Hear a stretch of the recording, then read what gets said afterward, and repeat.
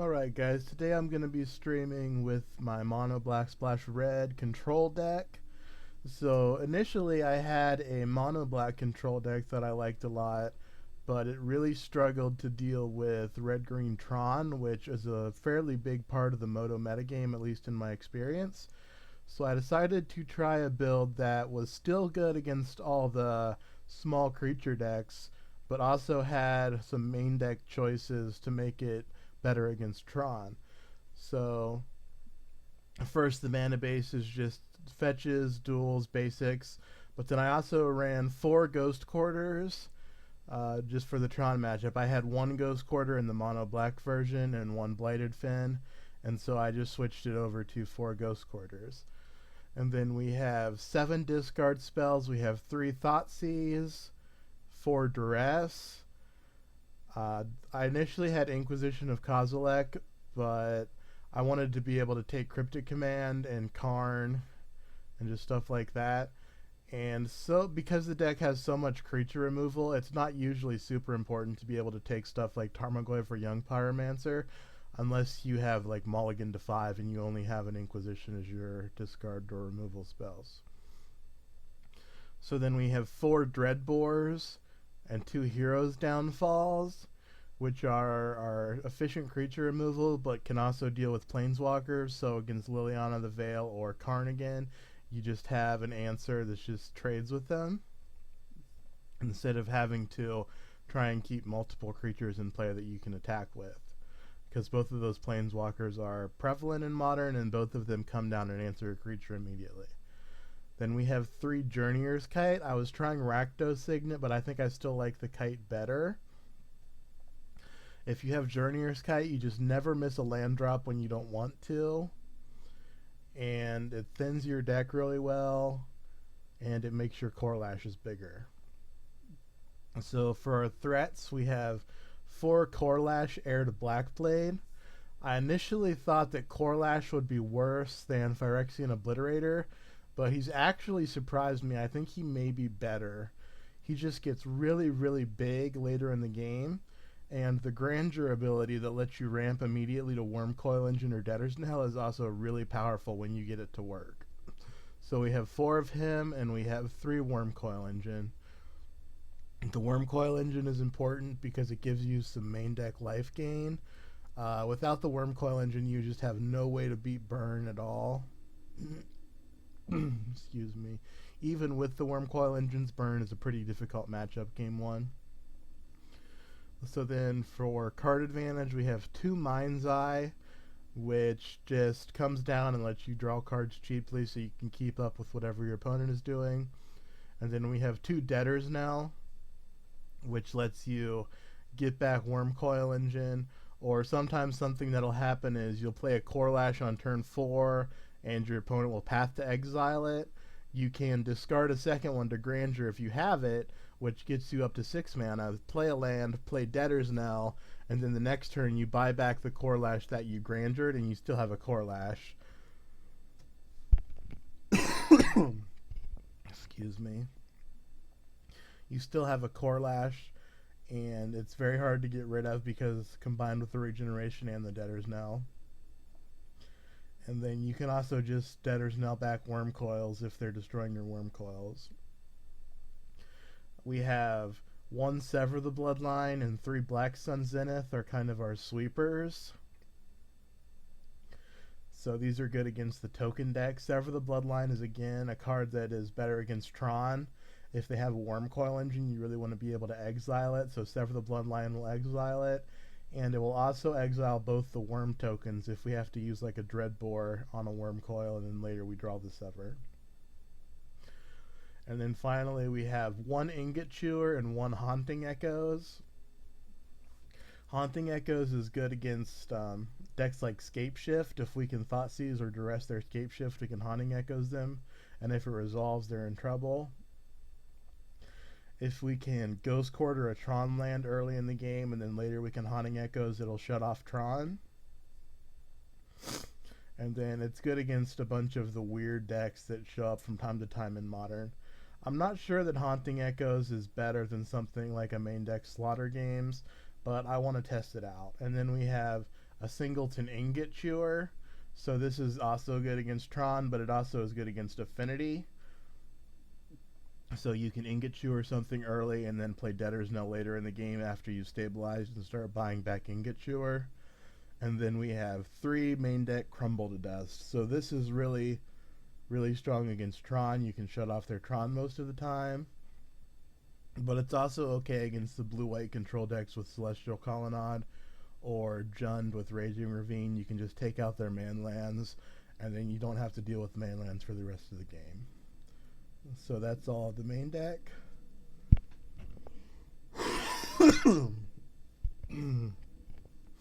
I'm coming off of a cold, so excuse me. For the sideboard, you have 3 Sudden Death. So these come in against Twin mainly, but they're also fine against a bunch of other creature decks. Like you can bring them in against Affinity or Elves or whatever. But they're really here because we're pretty weak to Twin game 1.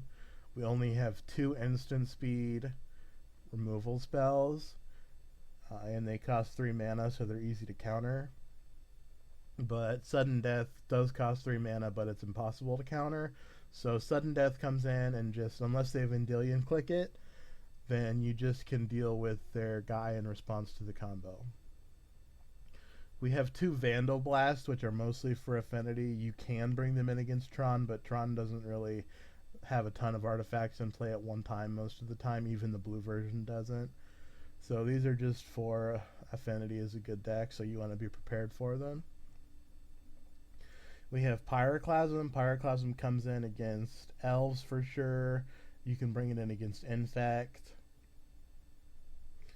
And just any deck where there's small creatures. So like white-black tokens or white-red tokens with Young Pyromancer and Monastery Mentor, you can just bring in the Pyroclasms, try and catch a couple creatures. Slaughter Games comes in against Tron and Scapeshift for sure.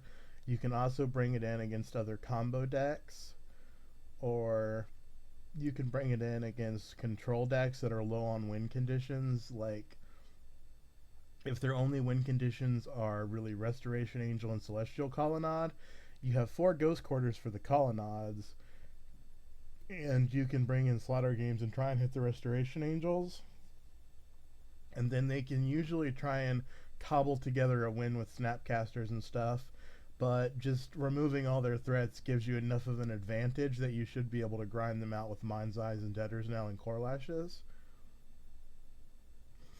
And then Sundroplet is in here primarily for burn, but it comes in for Zoo, and you can also bring it in against other decks. Like you can bring it in against Elves if there's a bunch of cards in your main deck that you don't want in that matchup. So it's just like Sundroplet. So there's 3 cards that I tested against burn that are all very similar. There's Sundroplet, Dragon's Claw, and Staff of the Death Magus. And I think Sundroplet is the best one. It's just the most efficient. Like Dragon's Claw gains you 1 life per lightning bolt.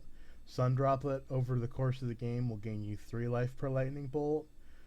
Staff of the Death Magus lets you gain life on turns where they're not doing anything, but I think Sundroplet does that as well most of the time. It's possible that we should have like a mix, like 2 Sundroplet, 1 Dragon's Claw, 1 Staff, but I don't think that they're likely to run Echoing Ruin or Extirpate or anything like that, so I'm just going to stick on 4 Sundroplets until something happens that makes me want to change it. So that is the list, so let's go ahead and play some 2-mans.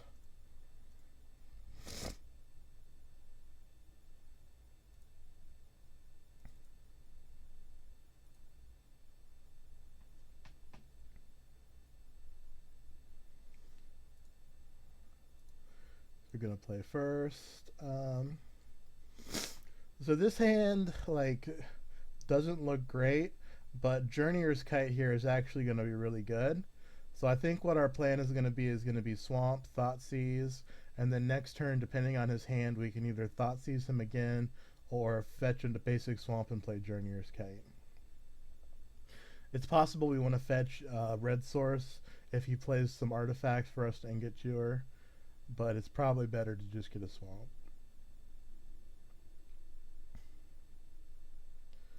He scries to the top. So he mulligans to 5, and we have 2 Thoughtseize. So this is, yeah. Okay, so if he scryed another creature to the top, okay, he didn't. So I think what I want to do here is just go ahead and fetch a swamp and play Journeyer's Kite. So Boggles is an interesting matchup. I haven't actually played against this deck for quite a while online. I haven't played against it at all with this deck. I don't think we're set up particularly well to deal with them. All of our removal targets, we don't have like Perilous Vault or anything.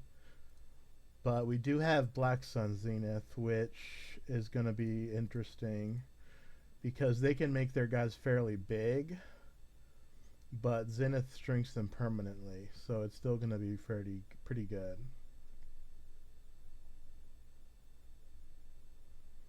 And like right now, I think he's deciding if he just wants to concede.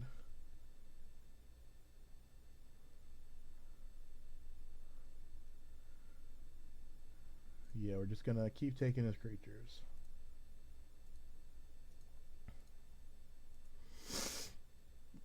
Excuse me. So right now our hand is just 3 cards that do nothing. Oh, that's going to be really good.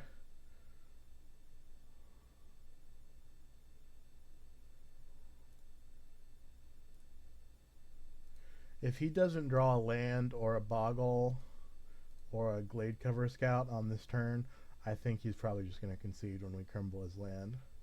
Okay, so he's got a Boggle.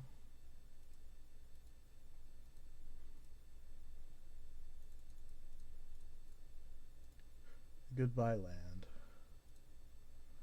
And then this leaves him with Sun Petal Groves, Razor Verge Thicket. He doesn't have the Future Sight land that draws cards, and he has 1 Dryad Arbor, which we can Hero's Downfall. So he has no lands. Like his chances of drawing 2 lands for Daybreak Court. Oh, there's 1. Okay. So yeah, he's still in this game.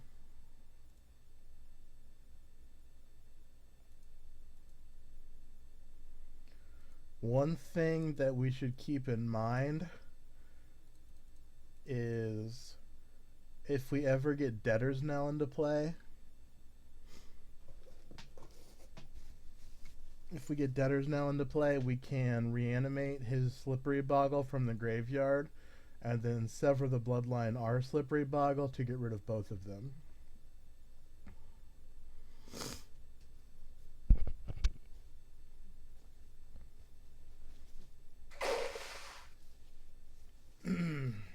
Excuse me.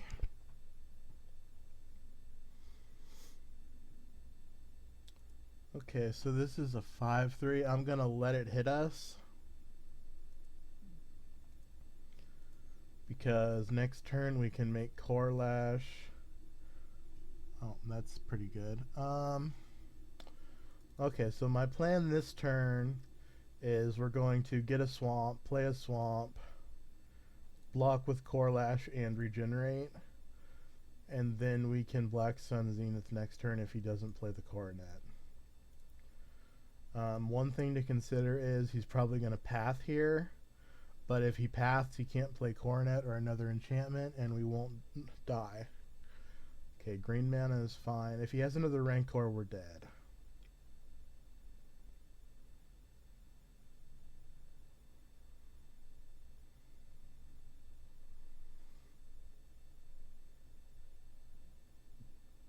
Okay, Ethereal Armor.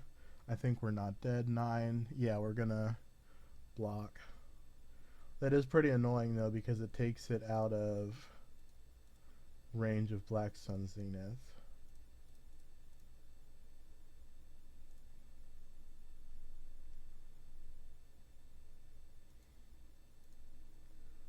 Okay, so all this enchantment or all this creature removal does nothing. We can Black Sun Zenith for 3.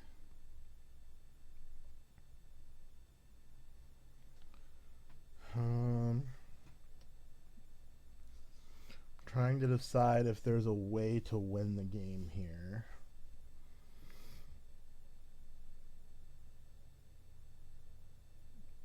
If we fetch a swamp, make our Corlash 6/6, block and regenerate, we still die. If we Black Sun Zenith for 3, we still die. I'm just going to Thoughtseize to look at his hand and then concede.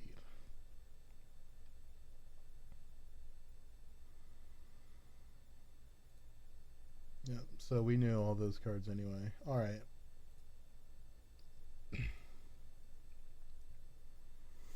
Okay, so Boggles is a deck where I like to bring in Sun Droplet. I like to bring in Pyroclasm. All these are bad. Ingot Chewer is bad. Sever the Bloodline is not great, but like I said, it works with Debtor's Knell to kill Hexproof creatures sometimes. Haunting Echoes is not great.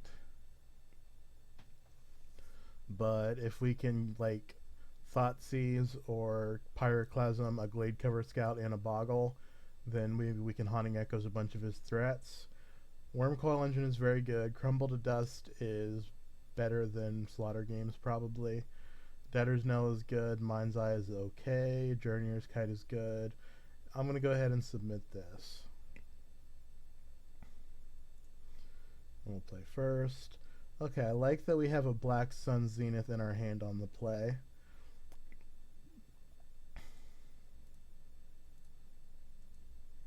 I also like that we have Crumble to Dust and Ghost Quarter, so maybe that's an option, is to go after his mana again. Okay, so there's a Gladecover Scout.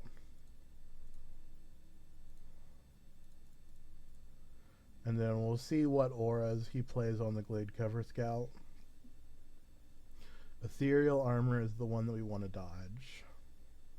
Because if he doesn't pump the toughness, then Black Sun Zenith will kill it. Okay, Hyena Umbra is okay. Hyena Umbra is pumping the toughness, but it's not giving it a huge power boost. So we have time to play a Black Sun Zenith for a larger number.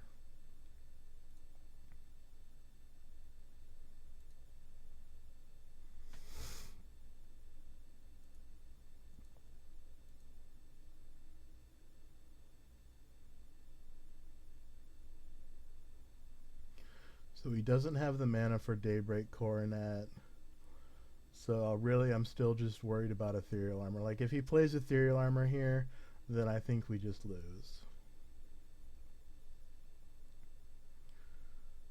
Best case scenario would be for him to play like a Silhana Ledgewalker and maybe another Rancor, just hit us for a lot, but then we get to Zenith to kill 2 creatures.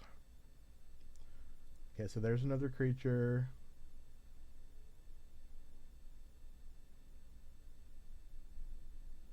That's absolutely great for us. That is unfortunate, though. So let's see what we draw.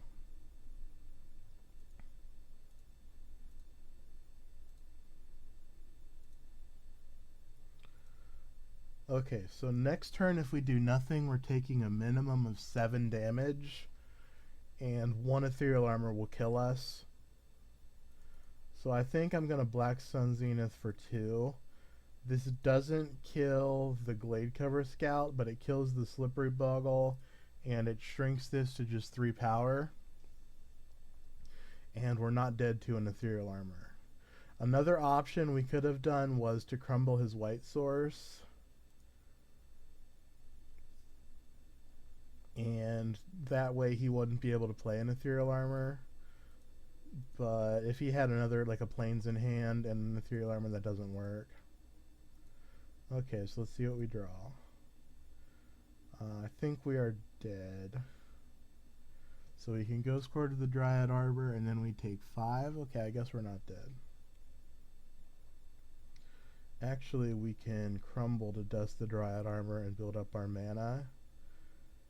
And I like that better because it lets us play Wormcoil Engine if we draw it next turn.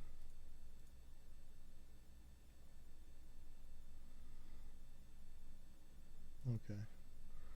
Usually when there's none left, it says null to choose. So maybe that was a programming bug and they fixed it. Okay, so he's got us.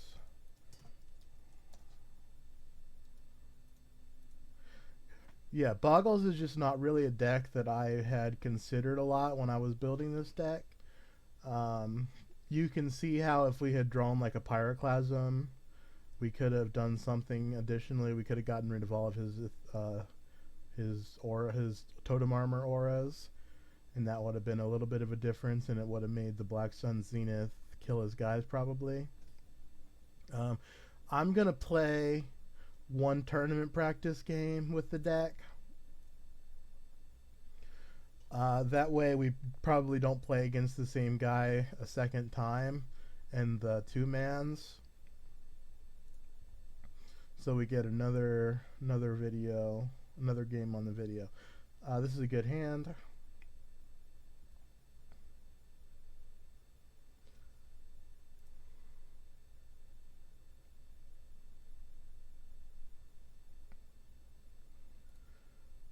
I'm going to play this. I'm just going to go ahead and immediately get a Blood Crypt.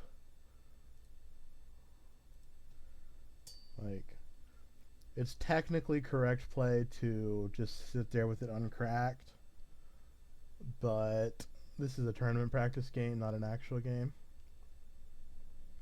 So our opponent has an Evolving Wilds. It's possible he's playing like a budgety deck. But generally my rule of thumb is if the opponent's deck is 60 or 61 cards, I assume they know what they're doing. Like, you don't get a lot of 71 card soldier tribal decks in the tournament practice room like you do in the just for fun room. So if my opponent has Evolving Wilds in his deck, maybe he has a reason for playing Evolving Wilds. Maybe he has landfall guys and he just wanted extra fetch lands. Okay, so this is a deck that I've played against before, but not recently. I don't know if it's the same guy or if there's a couple people playing this deck. But he has like Genesis Chambers and stuff in there. It's basically Soul Sisters with a couple of extra cards. I'm just going to go ahead and get rid of this guy. Norn the Wary is kind of annoying because you can't auto-yield to the trigger, because every time it comes back, it's a new Norn the Wary according to the game.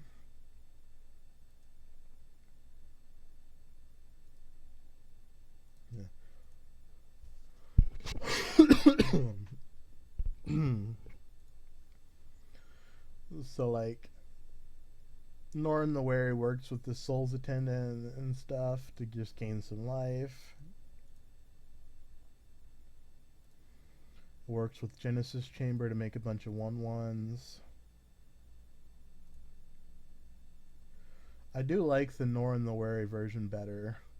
There's a mono-white Soul Sisters deck. There's a black-white Soul Sisters deck with Lingering Souls. And then there's this white-red Norn the Wary Genesis Chamber version. And I actually think that the white-red version is the best version a lot of the time. Okay, so what are we doing here? A Johnny's Pridemate is going to be too big to Black Sun Zenith. Path to Exile is annoying. Ranger of Eos is a ways away, and we can Black Sun. I'm just going to take in a Johnny's Pridemate. That way, if we can draw like a Hero's Downfall or a Sever the Bloodline, we have the game pretty well locked up. And notice that even though our opponent has two creatures, we're really not under much pressure because only the 1/1 can attack.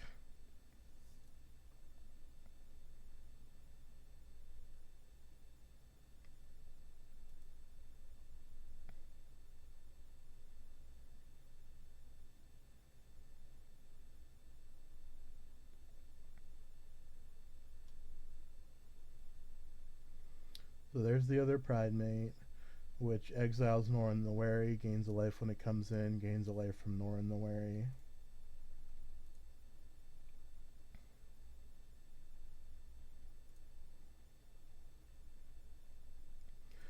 I really want to draw a targeted removal spell because I want to save this Zenith for after he uses the Ranger of Eos.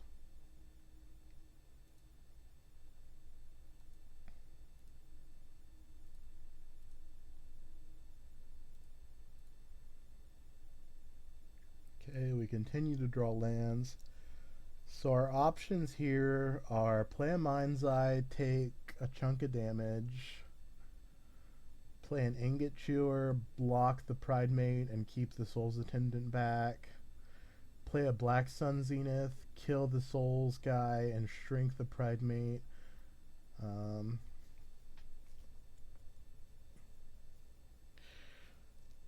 I think I like the Black Sun Zenith plan because as soon as we draw another land, we can play a Worm Coil.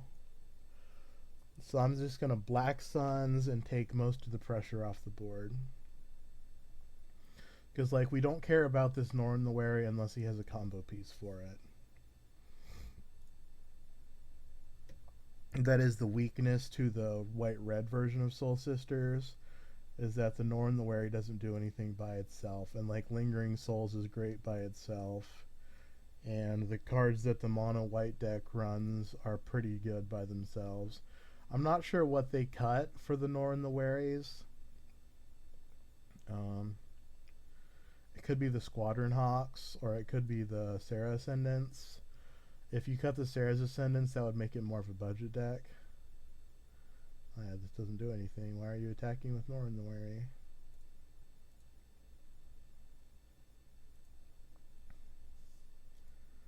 And now we can cast Mind's Eye and not take damage.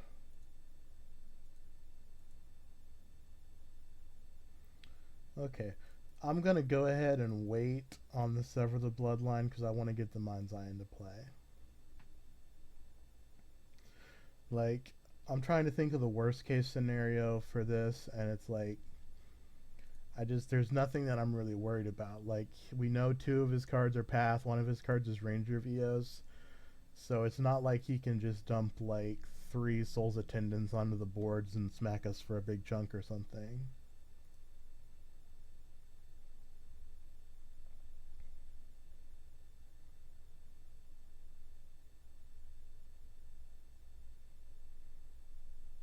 What is going on here?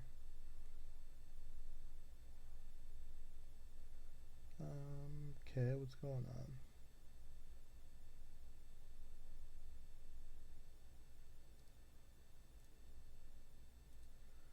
I'm not sure opponent read the Mind's Eye. I think they were trying to do something.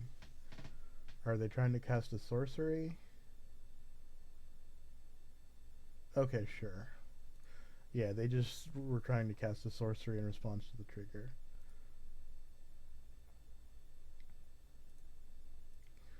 So we need to remember opponent has 2 Path to Exiles. So this Worm Coil engine is a 6 mana Rampant Growth if that's all we can do on some turn. So now that the opponent has a combo piece, I'm going to go ahead and sever the Bloodline on the Pridemate. Excuse me.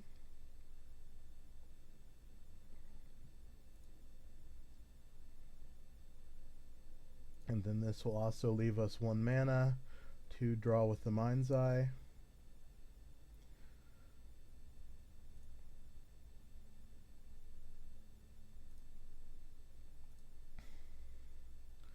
I think a good draw for us would be Debtor's Knell. Like, we can't cast it quite yet.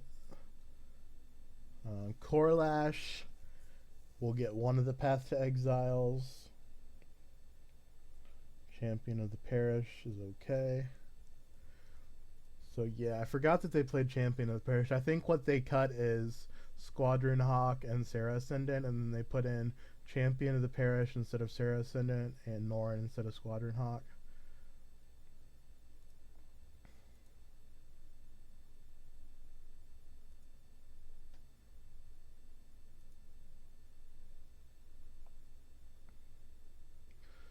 So this champion is going to get pretty big pretty quickly. We're going to have to find a way to answer that.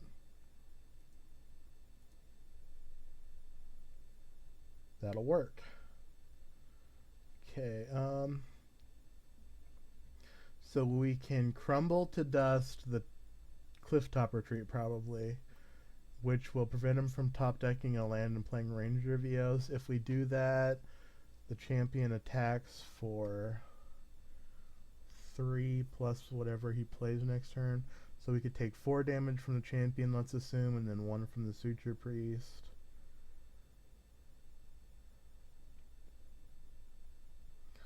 Or we can kill the champion and let him have a shot to cast Ranger VOs.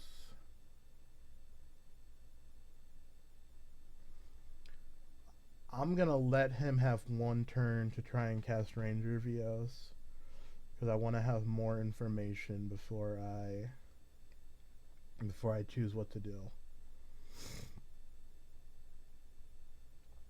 Note that if we draw our Haunting Echoes, we can play a Corlash, get him to use his path, Haunting Echoes him, and then play a Wormcoil. Actually, no, Haunting Echoes doesn't hit the hand. I always forget that. All the versions that they've printed since then, like Slaughter Games, Memoricide, Surgical Extraction, Extirpate, all hit the hand. Haunting Echoes does not hit the hand.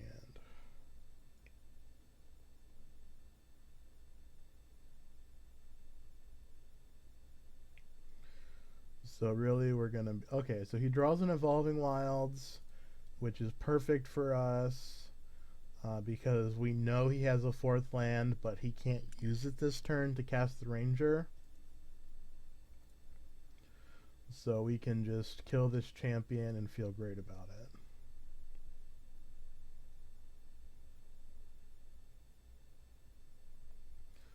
So let's let the Norin get out of here before we Hero's Downfall so we don't have to deal with more triggers.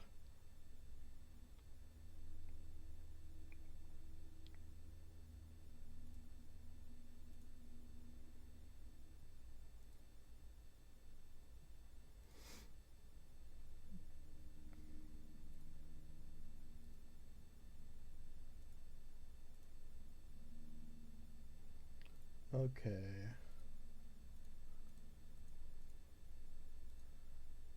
So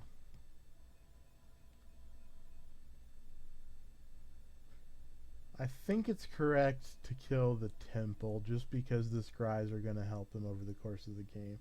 If he draws a Clifftop Retreat this turn, he can cast the Ranger, but that's just a slight percentage chance.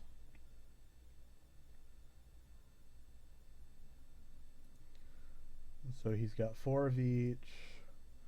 So let's look at his deck. He's got some Alicias to get back Norins. He's got Perforos. He doesn't have Sarah Ascendant. He doesn't have Squadron Hawk. He does have Soul Warden. Okay, so what's our game plan for the rest of this game? We can control the threats that matter, which is these Pride Maids, Alicia's, Champion of the Parishes. Perforos is going to be tough to beat unless we can stick a Wormcoil. Windbrisk Kites, he has 2. Okay. So yeah, I think we have a decent shot at winning this game. But we are going to have to figure out a way around those paths. So I think at some point we're just going to cast a Corlash. Let's go ahead and pop out the graveyards now. Okay, so there's another Corlash. So we can play Corlash, get Pathed, second Corlash, get Pathed, Wormcoil Engine. And then if he's drawn another path in those couple of turns, that's fine.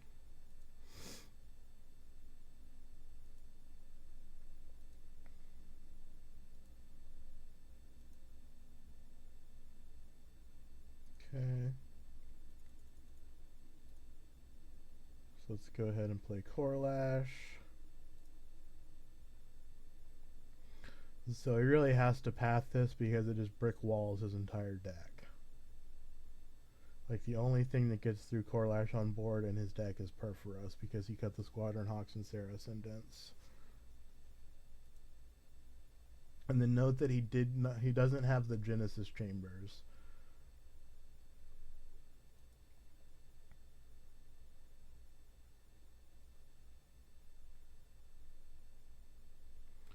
Okay, so we can make a decision here. We can discard for Grandeur, which thins our deck of 2 swamps and puts a Corlash in the graveyard for Debtor's Knell.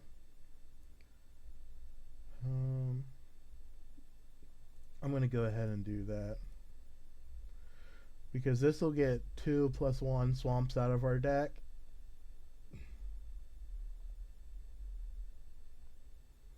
And then we still don't have enough creatures to get around his Path to Exiles that we know he has. But I'm fine with that. Like, I think we're just going to win the long game here anyway.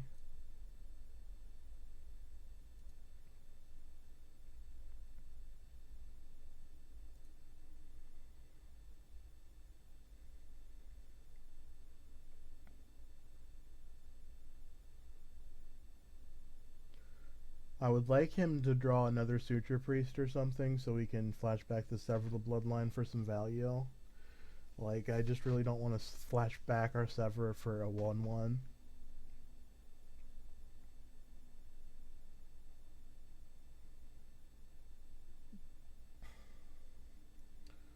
I don't know what we're waiting on here.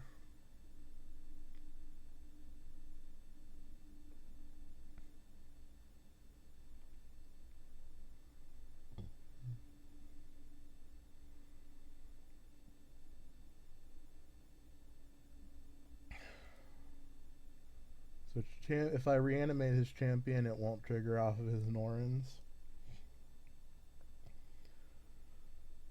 So I think... And we may just want to get rid of this before we start using Debtor's Knell.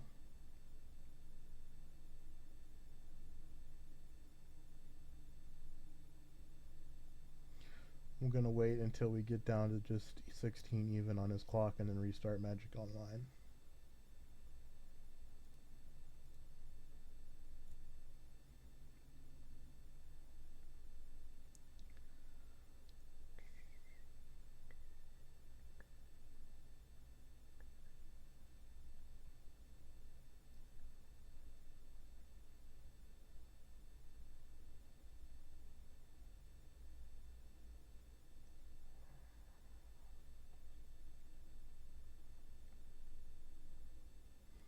Okay. No, I don't want to concede the match.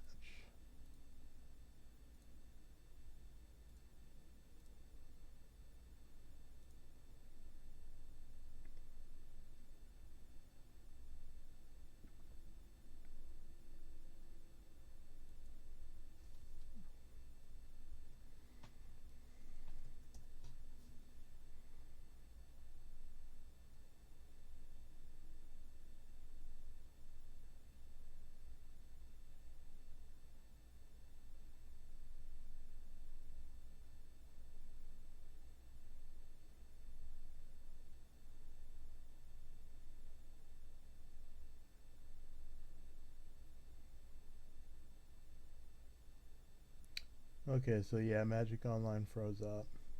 Actually, it kept ticking down off of his clock for a little bit longer, so we may have just been waiting on him.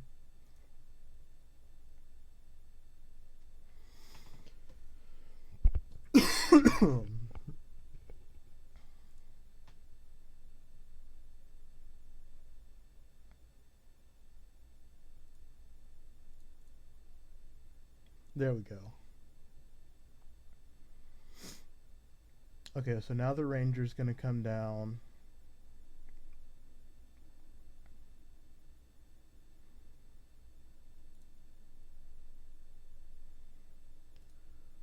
We're going to get probably Soul Wardens, but maybe a Champion of the Parish.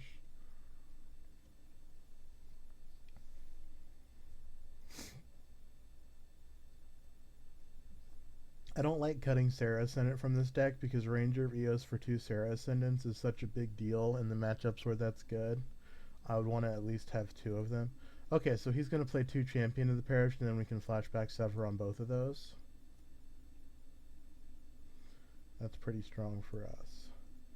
And then he forgot to attack.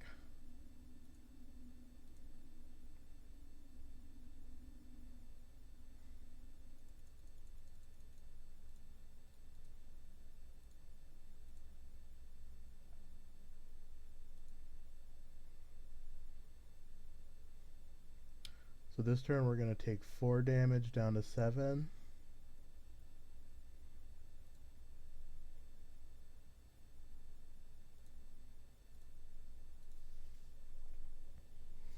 Our life is getting fairly low. Like, I want to do something about that before he sticks a Perforos. It would be awesome if we could draw a Black Sun Zenith here. Like, we have a 1 in 12 shot of drawing one. I guess it's like almost 2 1 in 12 shots because we draw for our turn next turn.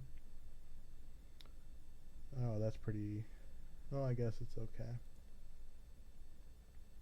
Just gonna F6. Like, I don't have anything to do, and he knows I don't have anything to do. If I had a Terminate, I would have used it a long time ago.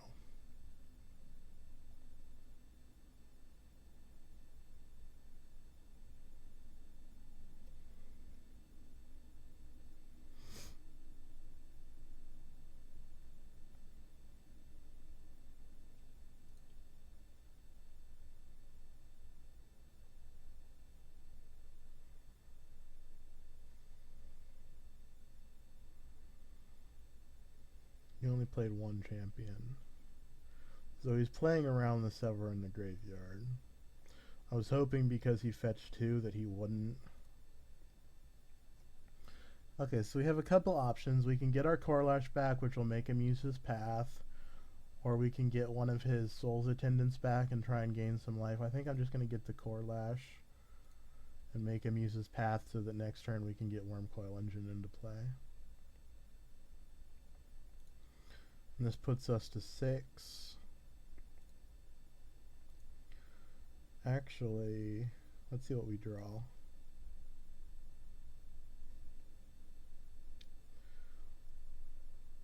It might be correct to just... Oh, okay, so this is interesting. We can play Thoughtseize, but then if he has a 3rd path, I think we die.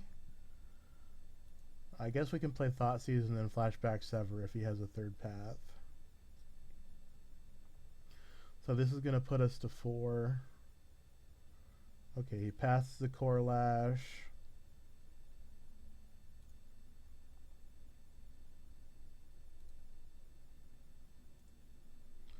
Then we can take Champion of the Parish if he has nothing else.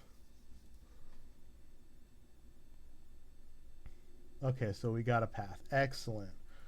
Excellent.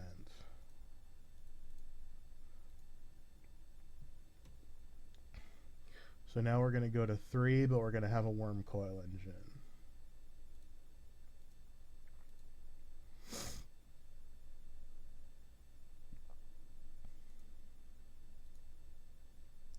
Notice that we can't play this Ingot Chewer because it would blow up our Mind's Eye. So that's going to be a desperation move, and I think we're not quite there yet.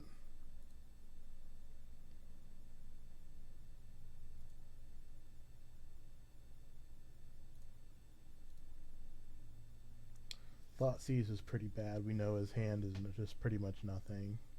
Like, I expect him to play the champion here.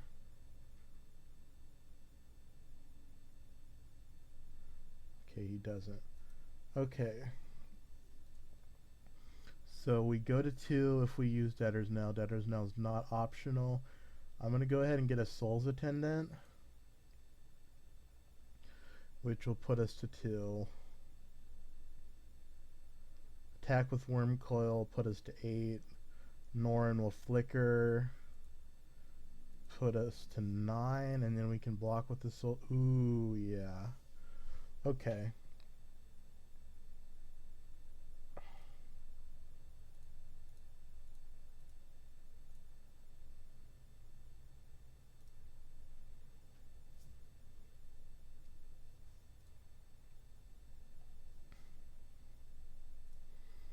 I'm going to attack with Worm Coil and then Flashback Sever. What is this? That's fine. I mean, you could have done it to our face, but hey, whatever you want to do, man.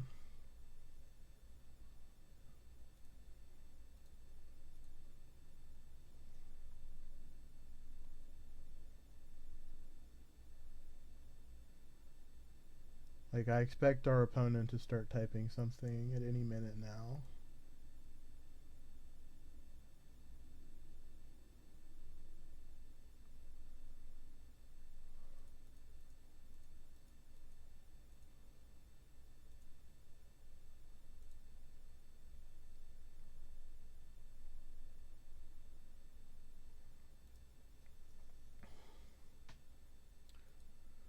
Nope, he just has no clue that he lightning bolted our creature when we were at 2 life.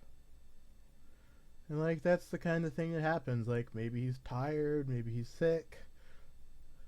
But like, I remember there was a pro tour where somebody's opponent was at 2 life and they shocked a creature. Like, it's just a thing that happens. You get so fixated on one aspect of the game that you don't realize you have a win somewhere else.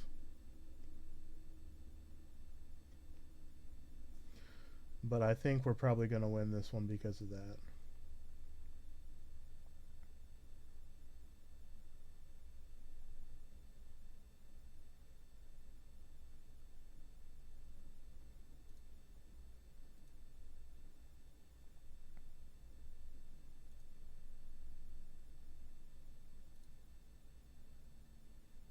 Be hilarious if he borrows Charmed Us now, but I'm pretty sure he didn't have that in his deck. I'm just going to Ghost Quarter one of my swamps.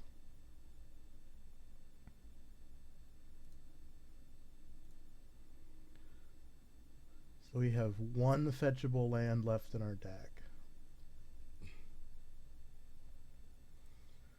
Let's get Soul's Attendant again.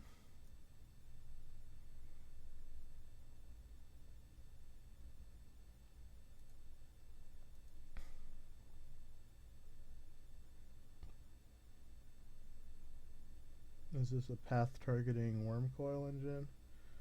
That is unfortunate.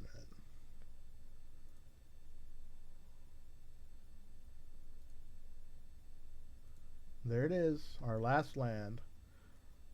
So we have Bloodstained Mires and Ghost Quarters left in the deck as non-spells. Okay, let's go ahead. Dreadbore the Ranger.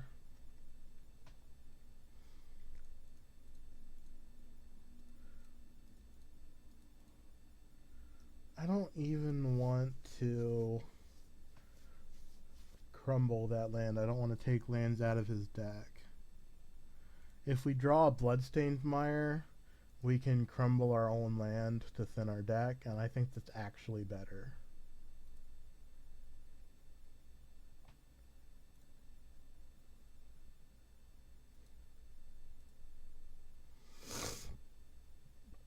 I think Haunting Echoes here is pretty amazing if we draw it.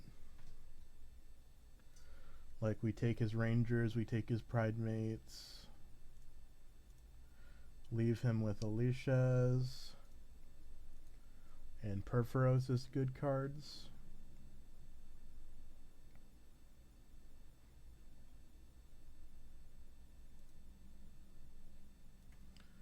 Let's get another Soul's Attendant.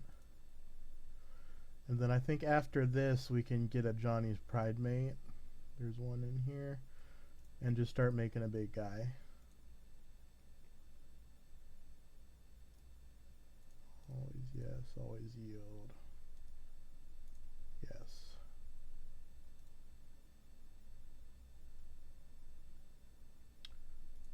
Seems good.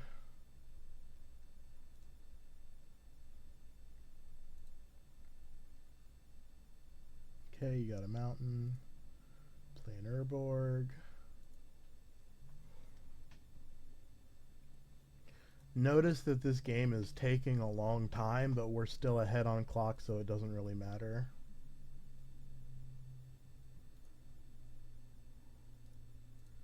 Yield.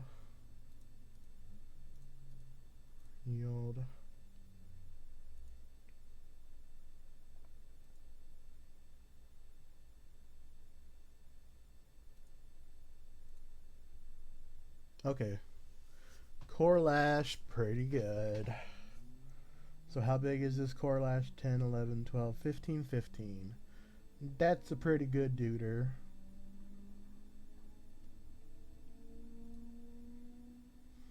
And he has one path left, or no paths left. All of his paths are in the graveyard. So this Core Lash should do it.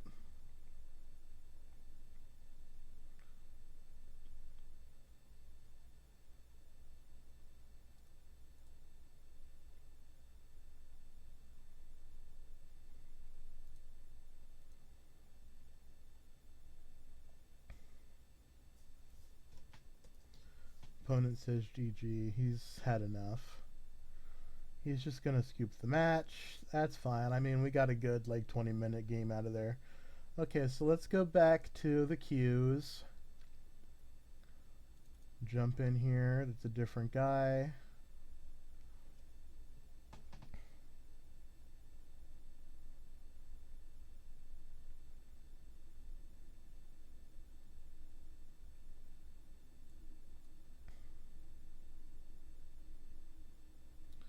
So this is a 0 land hand, which I'm pretty sure I'm supposed to mulligan. This is 3 land arrest debtors now. So this is like a really bad hand. If the duress was a thought seeds, it'd be better. If the debtors no was anything else, it'd be better. I'm gonna keep this. Mulliganing to 5 probably doesn't win us the game against a 7. Oh, is this another Boggles guy? I'm pretty sure that this was not the name of... I'll have to check the video, but I thought this was a different guy. It'd be really funny if we went and played a 30-minute game so we could avoid another same match, and then we come back and it's a different guy and it's Boggles again. Journeyer's Kite's a good draw. It's basically like drawing a land, but it's just slightly better.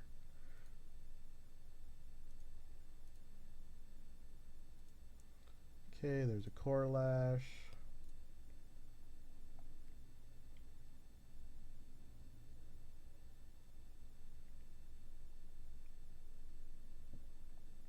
So there's a debate that I should have taken his Path to Exile, because sticking a fatty is one way that we can trump them on board.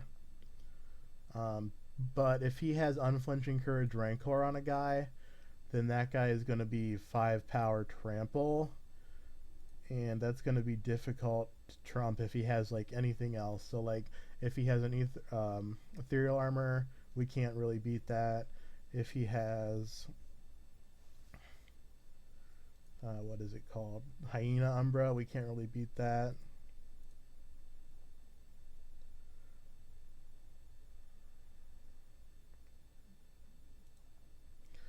Boggles is like the one matchup where it actually hurts you to not have Liliana of the Veil in your black control deck. Like most matchups, creature removal that targets is just perfectly fine and sometimes better, and you don't need to discard against everyone. Okay, so he's got a 5/5, so we have a couple turns.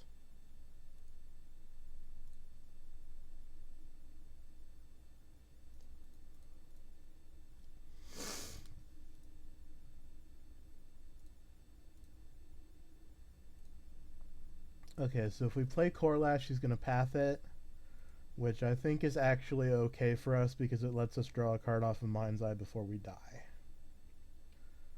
And if we draw Black Sun Zenith, I don't think that's enough, but if we draw another Core Lash, it might be.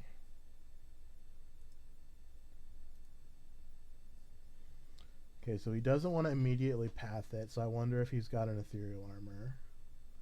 Or a Daybreak Coronet, maybe. Spirit Mantle, okay. So we have one turn here.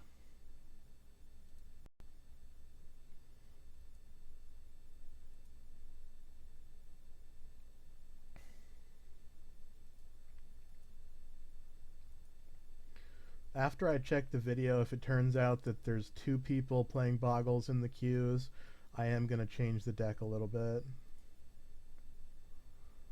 Okay, so we can Core Lash, discard up to 7/7, but then we just die to Spirit Mantle. And I think the way we change the deck is to replace some stuff with Consume the Meeks. So what did we take out before? Ingot Chewer, Crumble to Dust, Hero's Downfall, Dreadbore, Sever the Bloodline, and then we put some of these back in. I'm going to try and slaughter games as Daybreak Coronets or whatever. And I guess Crumble to Dust. But like, yeah, our sideboard is not set up for this matchup. Our main deck has the Black Sun Zenith and the Core Lash that are meaningful interactions. But we just really don't have anything. I'm going to mulligan and try and find something that does something. So there's a Pyroclasm. And then a Core Lash is fine. So I'm going to do this. We can't use it this turn, or we'll lose our Core Lash. So depending on what he does.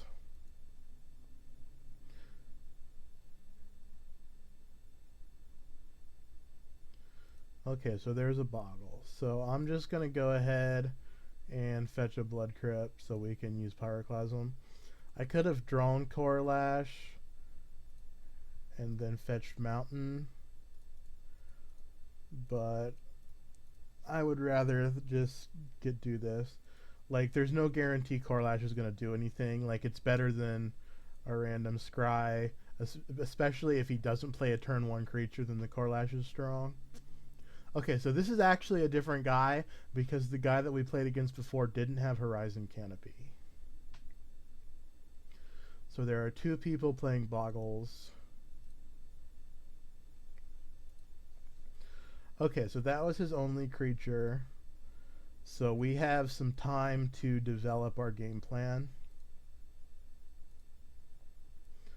And basically developing our game plan is going to mean finding a Black Sun Zenith.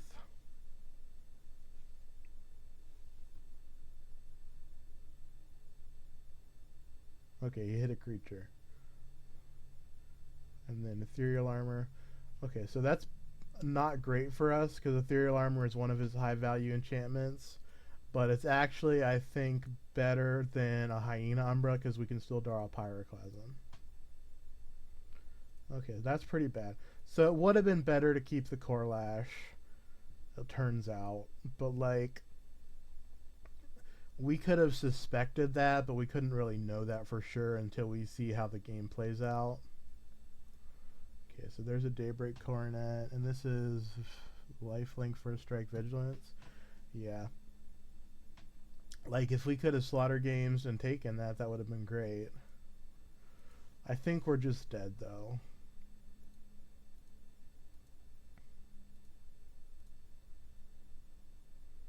So let's look at his hand. Yeah, the other guy didn't have Core Spirit Dancers either. That's why we boarded out our removal. So we have one more turn, and then we take 7. And then if we draw Black Sun Zenith, we can kill the Boggle and the Spirit Dancer and shrink this down to a 2/2. Okay.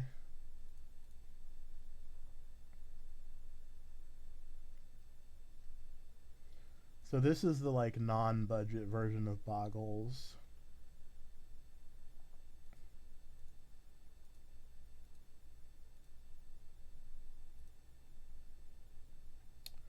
Okay, I mean, we're dead, so let's look at his deck. Let's take... what's the funny? Let's search his deck for Emrakul. Let's search his deck for Equal Treatment. Who cares? Okay, so he's got Leyline of Sanctities.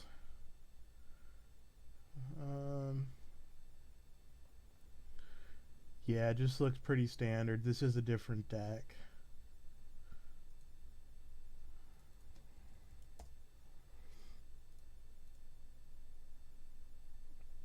Okay. So that is a couple of matches with the deck. We're going to have to figure out a plan for Boggles. I think maybe Pyroclasm we should replace with something else. Damnation actually doesn't really help that much because of all the totem armors. So I'm not really upset that I don't have Damnations. I think Consume the Meek is maybe better. Although Consume the Meek still has the issue with totem armors, at least you can cast it in response. We could run Mutilate and try and get them that way. But I think the actual thing that we're going to want to do is Edicts. And I think Consuming Vapors and Tribute to Hunger would be the ones to consider for there. Just because you want them against aggressive decks most of the time. And so gaining some life is actually very strong. So thank you for watching. I'll record another video hopefully later in the week.